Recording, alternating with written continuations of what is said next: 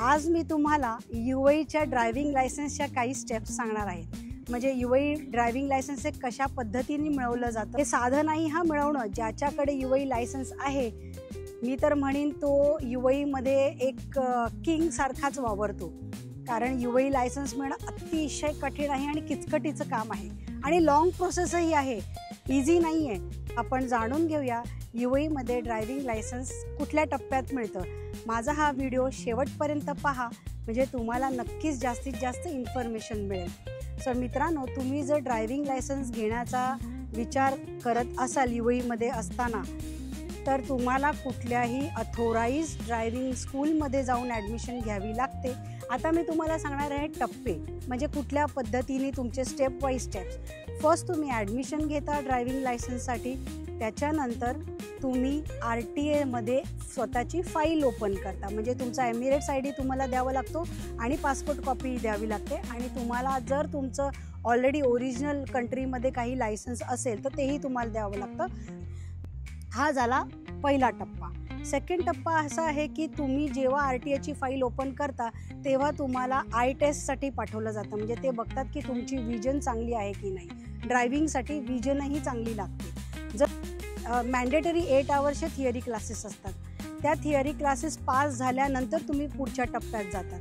आता या थिअरी क्लासेसमध्ये तुम्हाला छोट्या छोट्या इन्फॉर्मेशन दिल्या जातात जेणेकरून तुमच्या डोक्यामध्ये फिक्स राहतं की ओके, मला ड्रायव्हिंग करताना या छोट्या छोट्या गोष्टी लक्षात ठेवायच्या आहेत.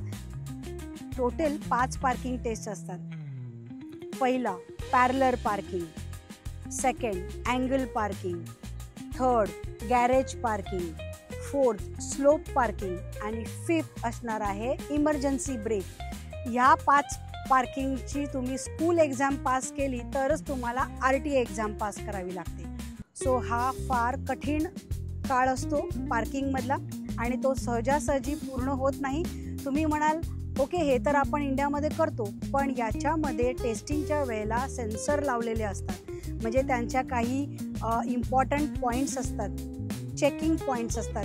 त्या पॉईंटवर किंवा त्यांनी मारलेल्या ज्या लाईन्स असतात त्या लाईन्सवर जर सेन्सर लाईन आली गाडीची तर तुम्ही इमिजिएटली फेल होतात. त्याचप्रमाणे पार्किंग करताना किंवा रोडवर चालवताना काही इम्पॉर्टंट चेकिंग पॉईंट्स पण आहेत. म्हणजे तुम्ही मिरर सेट कसे करताय, तुम्ही कॉन्फिडेंटली बसताय की नाही, तुम्ही इंडिकेटर देताय की नाही, ज्या डिरेक्शनला जात आहे त्या डिरेक्शनचं इंडिकेटर देणं इम्पॉर्टंट आहे. आणि ह्या छोट्या छोट्या पॉईंट्स बघितले जातात. UAEमधले हायवेज हे 6 पदरी आहेत आणि त्या रोडवर कॉन्फिडेंटली चालवणं इम्पॉर्टंट आहे. कारण स्पीड लिमिट हे फार महत्त्वाचं आहे. आपण कुठल्या स्पीडवर जातोय आणि तो मेंटेन कसा करायचा, म्हणजे स्पीड लिटरली लॉक करायला शिकवतात. म्हणजे तुम्हाला 110चा स्पीड असेल तर 100वर चालणार नाही. लगेच तुम्हाला एक असा फ्लॅश येतो तुमच्या गाडीवर आणि तुम्हाला फाईन पडतो. सो UAE हे जास्तीत जास्त फाईन या कॅटेगरीमध्ये पैसा कमवतो. सो मित्रांनो, हायवे टेस्ट झाल्यानंतर तुमची फायनल एक्झाम असते ती रोड टेस्ट एक्झाम. त्या रोड टेस्ट एक्झामच्या वेळेला जे आधीच्या टेस्टमध्ये तुम्हाला काही शिकवलेलं असतं ते तुमचं बघितलं जातं आणि या वेळेला रोड टेस्टसाठी तुमच्या गाडीमध्ये जो इन्स्ट्रक्टर असतो किंवा जो तुमचा एक्झामिनर असतो तो अरब असतो आणि तो तुमच्याशी जराही बोलत नाही. फक्त लेफ्ट, राईट, स्ट्रेट असे इंडिकेशन्स देतो आणि आपली एक्झाम संपल्यानंतर आपल्याला सांगतात की तुमचं काय चुकलं किंवा तुम्ही फेल किंवा पास. आणि शेवटच्या दिवशी तुमचा रिझल्ट असतो आणि त्या दिवशी रिझल्ट लागल्यानंतर मात्र तुमचं लायसन्स तुम्हाला 1 तासाच्या आत मिळतं. हे फार एक इम्पॉर्टंट गोष्ट आहे. म्हणजे ते नंतर तुम्हाला धक्का खायला लावत नाही.